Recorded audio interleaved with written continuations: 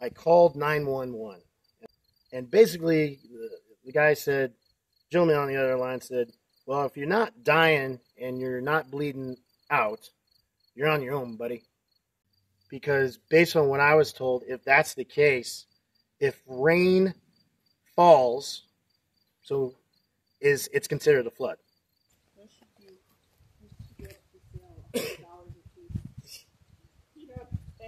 an artifact. We got a neighbor down there. What? Seriously? Like eroding? Oh, you're saying like we're still intact at that point? How could we? The thing's broken. I don't know. We got water. The top half must be broken, but the bottom half, that would be wonderful, actually. That would be wonderful if the bottom half was still intact. Just put a lid on that thing and then tap it into there once we're ready. Yeah. I mean, that's a very small victory, but I'm taking small victories at this point. Right. But anyway, so I have a neighbor down here. He's staying up there at the Big Lynn Lodge.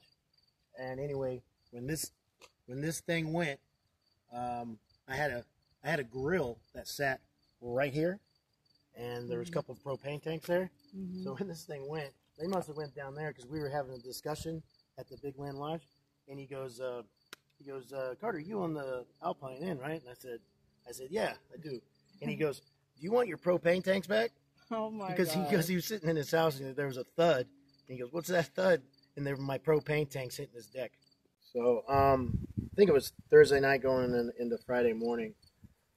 The power went off at 11:30 at night. It was just a regular night. I think I was sitting on my couch. I was watching TV, kind of defragging for my day. It was a regular day, and the power goes off at 11:30, and I said, well, I guess that's it for the day. I'm gonna go to bed. So I went to bed, and I want to say it was around 3 or 4 in the morning. Obviously, we had the rain and the hurricane coming through, but I'm pretty sure a hurricane, or if not one or two hurricanes hit, but I know there was one that hit my side of the building, which is the secondary building that you see behind me over here. And it blew out my bedroom window. The glass hit me in my bed, on my legs, in my face, and it startled me because I was asleep, and I thought it was I thought I was having a nightmare, but little did I know I was in the nightmare in real life. So it came through the window, and I think it went through my living room and then went through the kitchen and busted out the window in the kitchen. And now water is coming into my apartment down there, my suite, and everything's getting soaked, but it's pitch black. I'm in my boxers. So I get up, it's pitch black. I go to my dresser and I try and find like pants and a sweatshirt, and I'm figuring it's a tornado. So it's a concrete building. So I kind of hunkered down in the middle room because I figured right in the middle between two other rooms without windows would be the best choice. So I put a blanket over myself, and I was like, I'll try and sleep here till daybreak. Well, obviously, like, I wasn't sleeping much.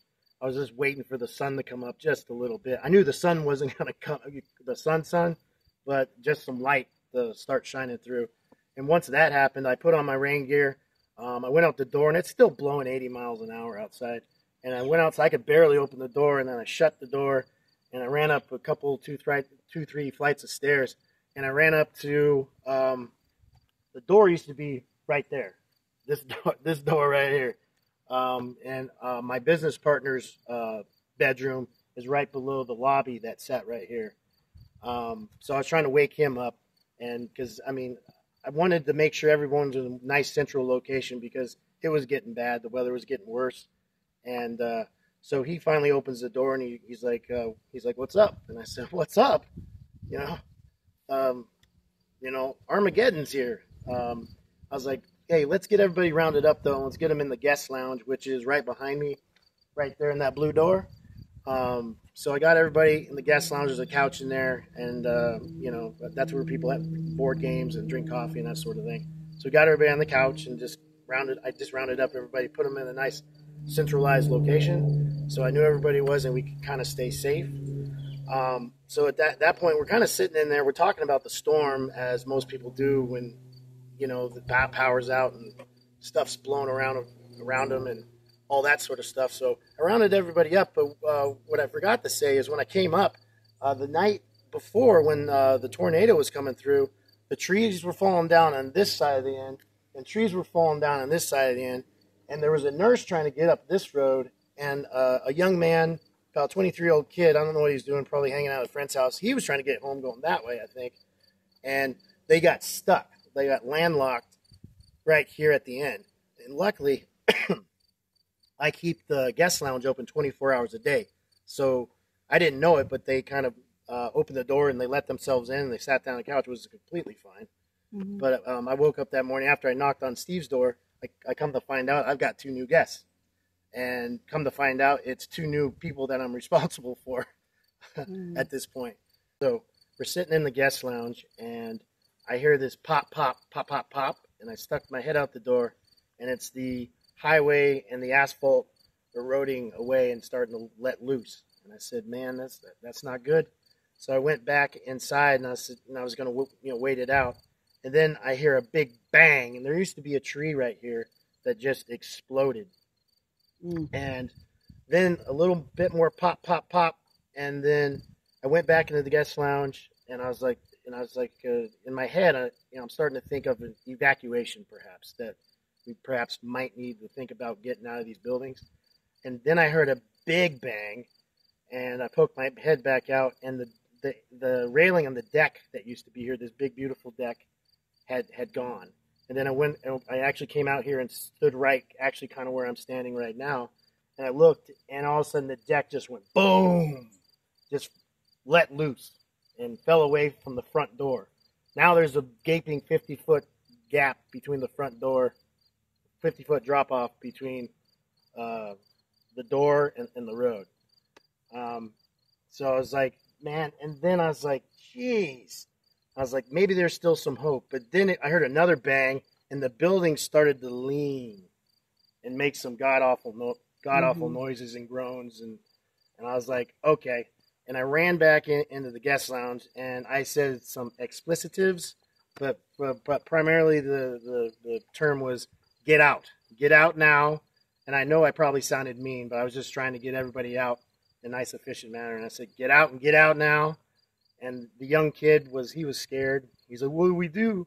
I said, get in your car. We'll get in our cars and see what's going to happen. So they're getting in their cars, and the building just started going. Everyone's in their cars, and it was starting to pull away from this building here. Mm-hmm. It's pulling away this way and twisting that way. And that the pulling and the twisting and the noises it was making, I mean, not only that, at the time, too, you're like, what is happening to my life right now? And I got just to watch it go. It was, I mean, it was heartbreaking. But then I ran back to the car. We've got a bigger situation now because if that's going, is the road going to go? That was, the next question. So I walked back and we sat in our cars on this side over here.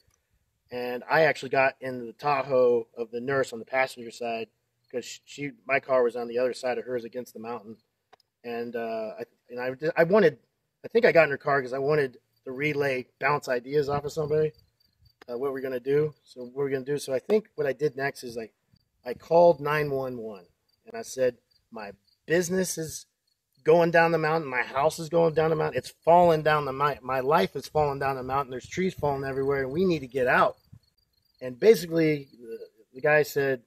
Gentleman on the other line said, well, if you're not dying and you're not bleeding out, you're on your own, buddy.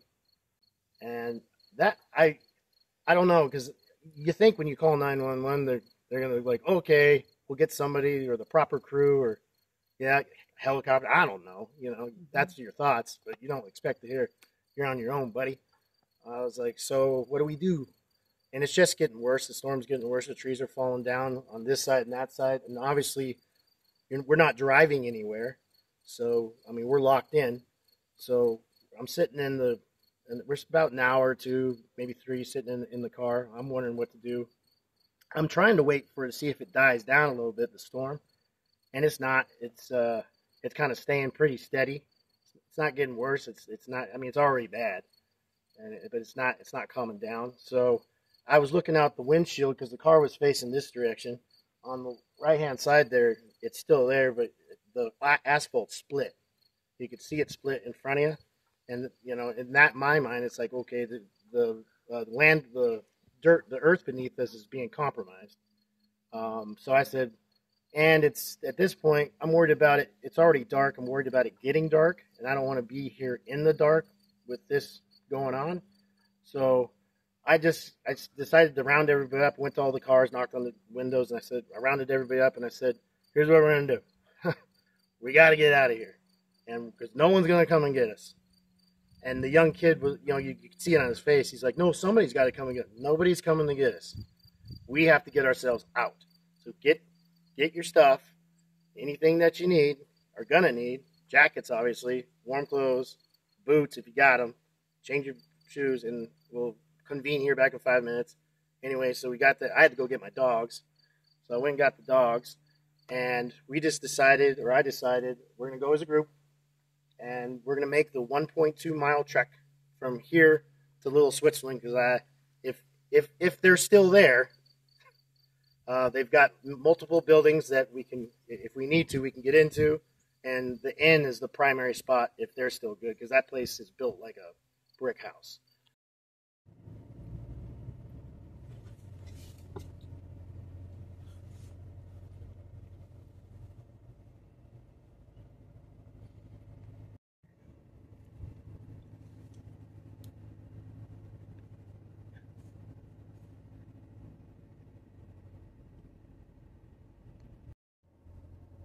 What you see here in front of you is a boulder, approximately 10 plus tons, that the National Guard was picking apart for hours and hours on end. As we drive past here, you are able to see the chisel marks. They broke it apart. But this path is the path that those from the Alpine Inn took in the middle of the storm, over a mile to safety. Put yourself in their shoes for a moment as we're driving days after.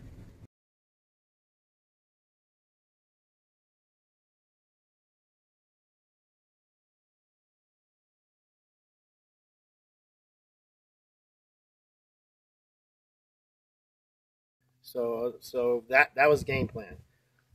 So I looked up there, and it was just a daunting task when you looked up the road, because it was just down power lines, down trees, and that's what we knew at the start of our journey. And so we had to go, under trees, over trees, trying to go around the trees. You're climbing over, over trees, up and over power lines, around power lines. You're even walking past like Volkswagen bug-sized boulders, and I think we walked through 2 mudslides about 30 foot wide, and they were definitely knee deep, because a couple of us got stuck in those mudslides just trying to get out. And we finally realized, we didn't have snowshoes or anything like that to disperse our weight, because we kept on sinking. So we are actually crawling through the mud at some points in time, and then we had to go under trees sometimes. So we were on all fours, sometimes more often than not, and it was just a daunting task. You figure 1.2 miles, okay, the average person or even the most out of shape person could probably do that in 35 minutes, and it took us 3 hours because we kept on falling down and picking each other up. My 13-year-old dog gave up like 5 times. You know how somebody just sits down and is kind of, it's okay if I die here. That's kind of his reaction was. I remember he's 80 pounds. I remember picking him up and carrying him a few times and just pushing him in the butt, saying, "It's okay. You got to keep going, buddy." And that was heartbreaking to see that kind of stuff, because it's hard for him on a dry day like today to walk, 20 yards down there and back. But I just had to kind of keep on motivating him. Finally, though, through all the crawling and over the trees, and our journey finally came to an end where you could see the town of Little Switzerland, and that was great. We're alive. Nobody got hurt. I think somebody got a scratch, and that was about it. And they still had running water at the time. And there's a hose outside of Little Switzerland. So we're sitting there. I mean, because we came out looking like, we just came out of like some kind of war. Because mucked up and muddy. So we were hosing each other off and all that. And we went to the Little Switzerland Inn, and we walked through the front door. They looked at us like, "You're staying here?" Like, what happened to you guys? So we told them. I told them our story, and luckily they gave us 2 nights of the stay there. They fed us. They gave us food and drink, and they were very, very accommodating. And that was that was, I don't know how to put it. It was, I mean, I'm very thankful for it. I'll never forget it for the rest of my life, and hopefully that makes us buddies and friends and business comrades for the rest of our lives too. If I can get this thing back up and going, I'm not gonna be able to turn the light on for you. Do you want to take my phone? Well, if I open the curtain because the sun's coming this way, if I open the curtains up, probably be all right. Natural light's the best thing.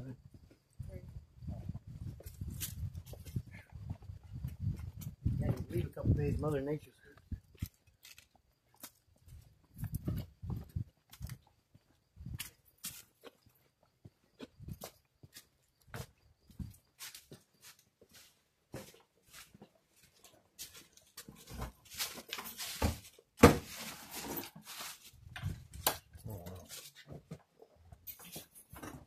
So,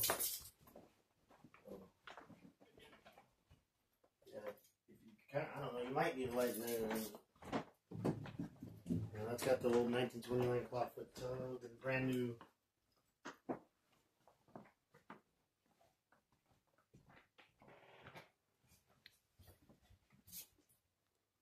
Just tell me if you don't need it, man. Where did this go? Where did it fall from?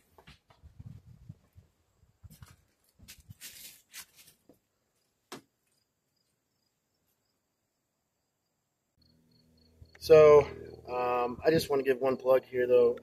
After the 2 days there, Hoyt at the Big Lynn Lodge was generous enough to take my business partner and me in and tell us, because he knows the ordeal that I'm going through is daunting, to say the least.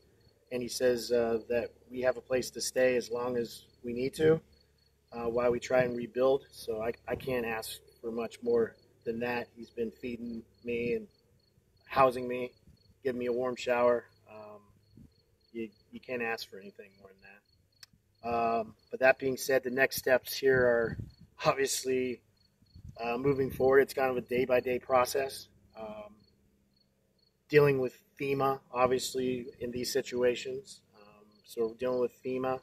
Insurance at this point is not willing to pay for this because under the clause, even though it's a mudslide, it's because the rain fell from the sky and the water saturated the land and created a mudslide.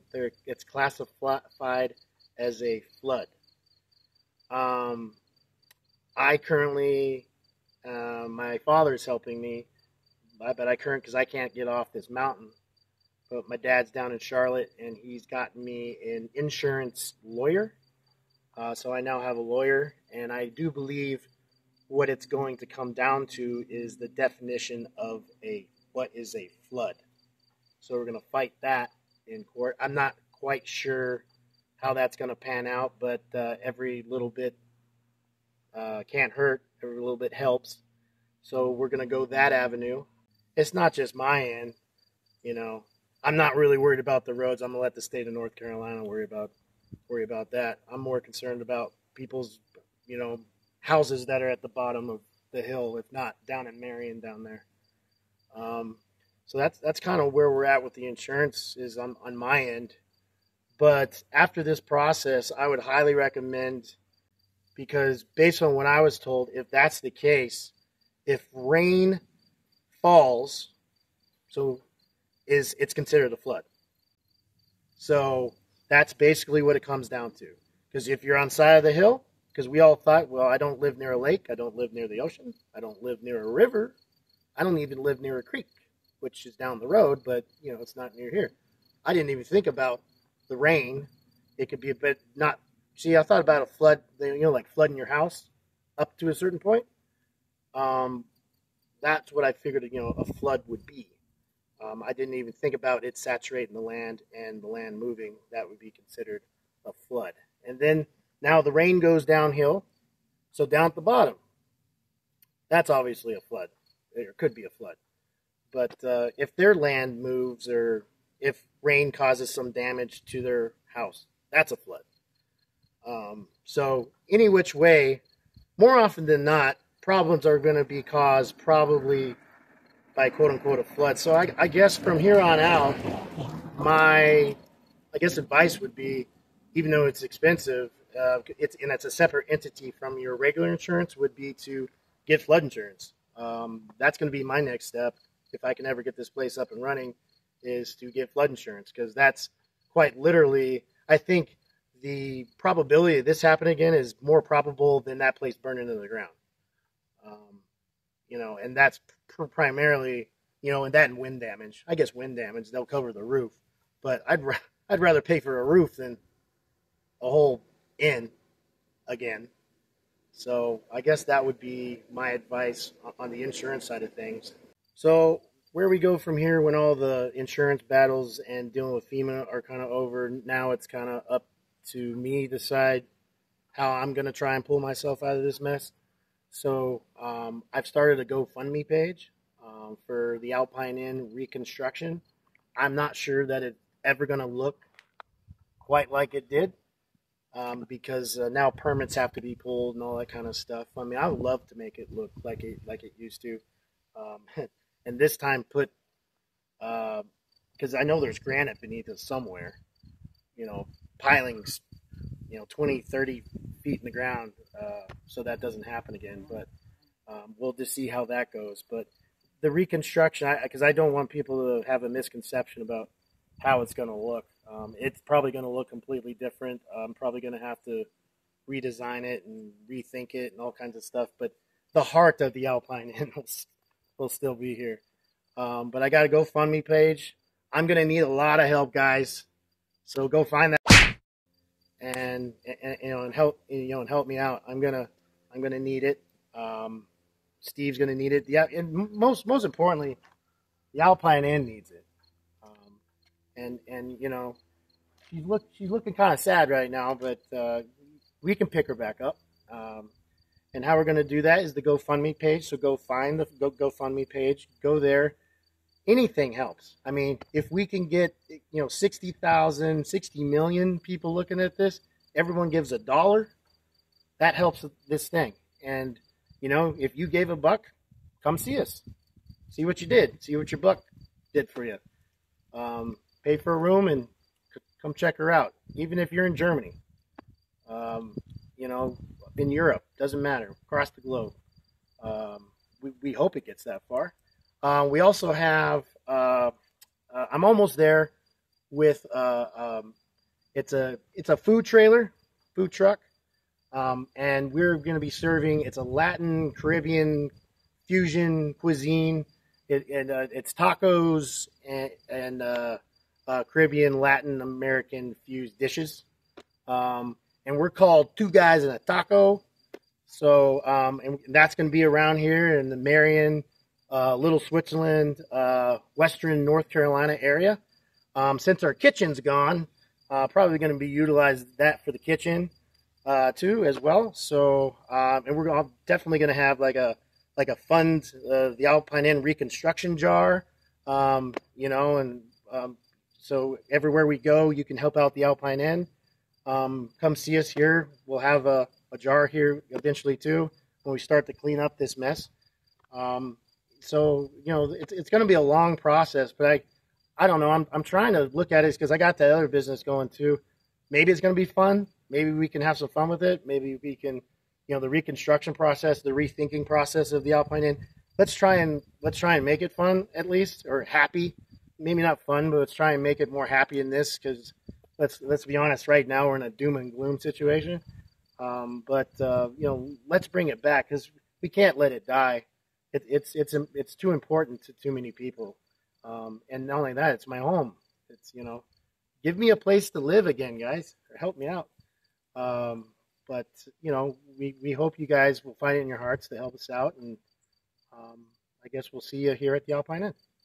All right, everybody. Thank you for watching the Benghazi Rabbit. If you wish to help out the Alpine Inn, please visit the links in the description below, the GoFundMe links. Everything is listed in the description below. Please, we never really ask you guys for anything, but if you do have $1 or $2 to help out with these efforts, please consider donating and helping rebuild the American dream.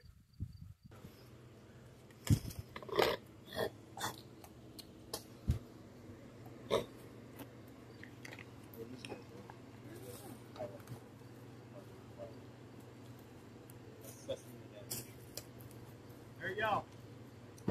Good. Hanging in there? Oh, yeah. Surviving, everybody alive? Yeah. Right on with it. Yeah, that's for sure.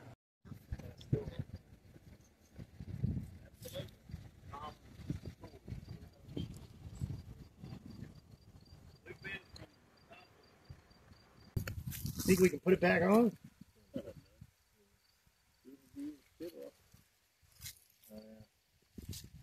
Now.